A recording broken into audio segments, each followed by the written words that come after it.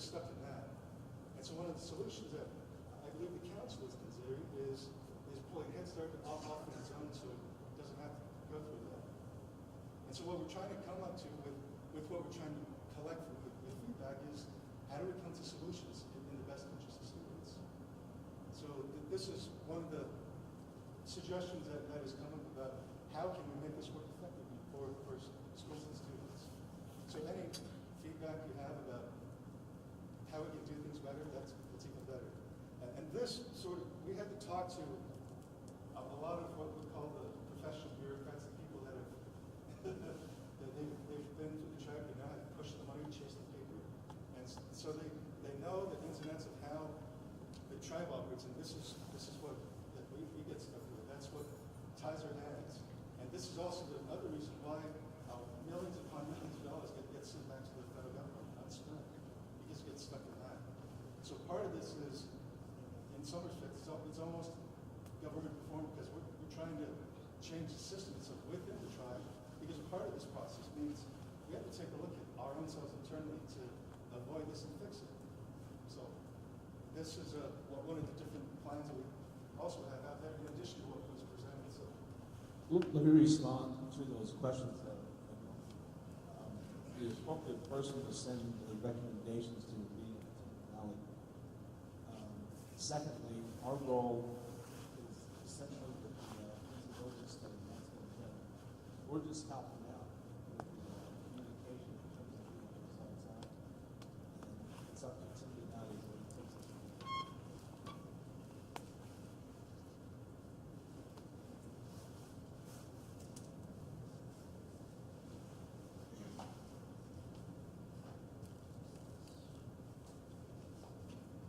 Thank you.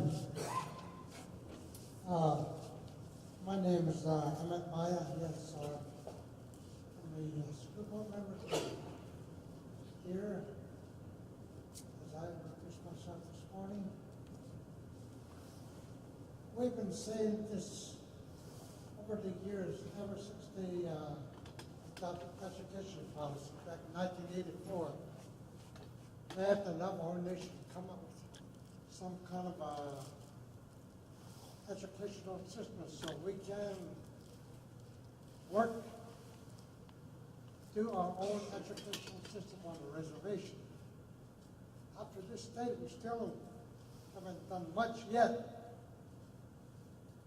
So, but on the other hand, taking over these BIA facilities, the schools and everything else, some of these facilities are old, and that's what I've been complaining about.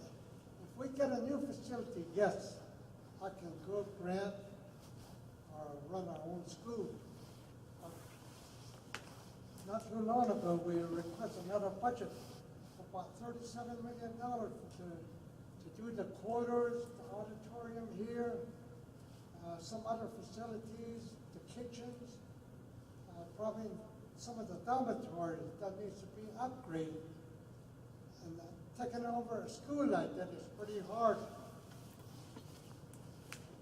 I wouldn't mind, if there's a new facility that would have a life of about 40 or 50 years, to do the job, that'd be real good.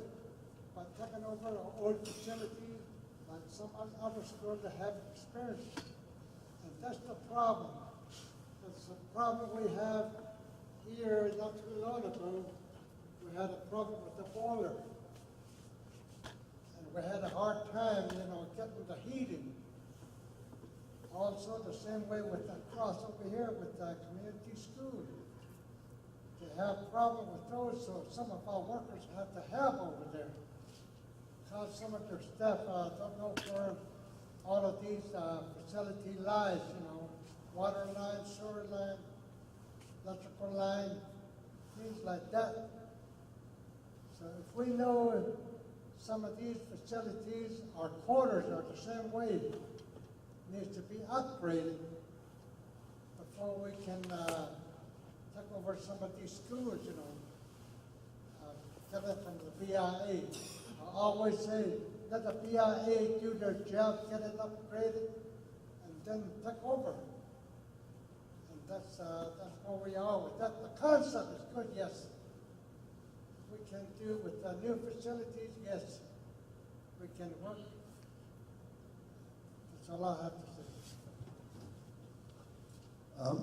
Hello, Mr. Vice in the finance section, in the school finance section, we addressed that. We addressed that very issue in terms of outdated facilities. And we recommended, we strongly recommended to the tribe that they not agree to anything unless if there's a way that they're going to address the facility issues, including transportation, including the either new construction or renovation of existing buildings. And it was very explicit, the recommendation that we included in that they should not move forward unless they get some kind of a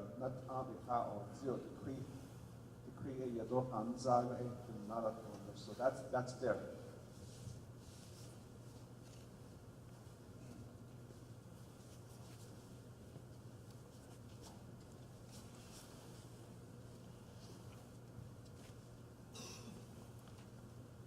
Well, it was morning when we got here this afternoon. Just want to say thank you to all of you. Mr. Benali's not here. But just for the information, since you guys are all speaking English, I'll speak English today too, so I think it's more understandable. I attended the public hearing yesterday in Grand Point, so I thought I'd follow this. Very sad to see how many people sitting in here. If we did have a problem, this place would have been full. So what Matt's talking about, beginning of the presentation here, all negative stuff, which I don't agree with. If everybody had a problem, I think this place would have been full. We have less than probably 20 people here. Most of the staff from this school are here. I'm from Tom Denny Community Grad School, New Mexico side, from the eastern side. And I'm a school board member. This is my second term. And sad to hear what Rosie Ozzie had to say too. I would be saying that too. If I was leaving my job, why didn't we hear this earlier, that everything is running as like a turtle, slow as a turtle. We had 4 years, and I'd like to know what the Board of Education thinks about this feasibility study. Since you guys think it's running so slow, is it going to work for us? What do you guys discuss? We never hear anything from the Board of Education, what they think.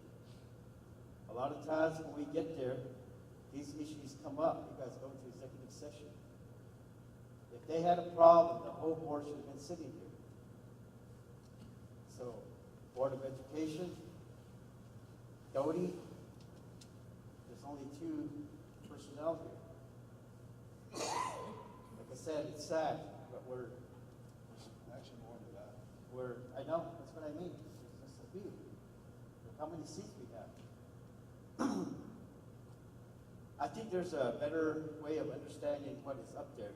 I know you guys need to hear everything, but I come from a grad school. There's 66 schools across the Navajo Nation. And Matt talked about it, that they reauthorize some of these schools. Yes, they do. And Mr. Malone is here too. What makes you think taking over these BIE operated school is going to run? I mean, it's easier said than done. It's going to run smoothly. Here, we can't even reauthorize 32 schools and be on top of it. You're asking for the whole 66 schools to be underneath you as a one grand concept. I don't think it's going to work. And besides that, like I said yesterday, the Navajo Nation Council is going to be the one that's going to be approving this. And all I heard was the president that's been notified and he's agreeing to what you guys are doing. New council is coming in next Tuesday. And we did have ours at our public hearing yesterday, and you guys heard what he said. And I wish the Arizona side, your new council should have been here. You guys should have invited them. What do they think about this? according to Navajo Nation law, we're going by it, Title 10, Section 200, it states that the council has been notified, the school board has been notified. This was all done, then presented to us. No input from the local level, the school boards. Even though BIE operates as an advisory board, there's no input from them, from the community, and we talked about it. There's probably going to be 6 public hearings across the Navajo Nation. And we talked about 110 chapters. What do they think?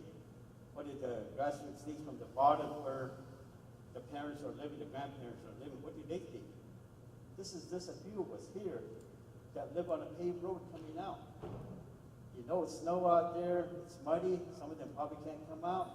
And a lot of us here speak English, and you made me speak English today. Yesterday I spoke Navajo. To see something like this, we're not going to solve anything just with a few of us sitting here. To me, if it was a problem, Board of Education should have all been here supporting what you guys are doing, talking about it, letting us know what they think. And it's sad to hear at the end that this is going on. Your BIE redesign was submitted to the council, now DFT committee 2 weeks ago. They opposed to it, but they accepted your accountability workbook. And I said that legislation was 0311-14. How are we working together on this? Your council's opposing to one side and you guys are running with this. That's what I mean. The council should have been here telling us what they think too. There's a lot of areas that we need to cover. With your study group, it was brought up yesterday. It should have been somebody from New Mexico, Utah, and Arizona. Navajos, Board of Education should have been working on this instead of spending money out there, but we're talking about money. I had a person that talked to me yesterday that Doty took over one of the schools, talked about saving money. They hired a ELO principal, whatever you call them, salary was double. Is that saving money? Is that what we're going through? Here we're talking about mismanaging money. Finance is what we're talking about here. I come from Eastern. I'm the Eastern Agency School Board President from New Mexico Navajo Central. Navajo Nation built a jail in Crown Point. They could not get funded to run the facility, the maintenance part of the jail. As a New Mexico Central Agency School Board President, my facility from a BIE operated, we run the jail. They said Navajo Nation's credit so bad, the federal government can't give them money.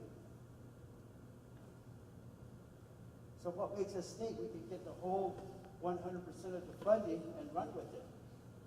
I know you guys hate to hear Head Start, that they're struggling. And that's always the top. It takes them October to start school, November, trying to get enrollment, trying to get kids, trying to get people hired. Is that what we're going to go through? If it goes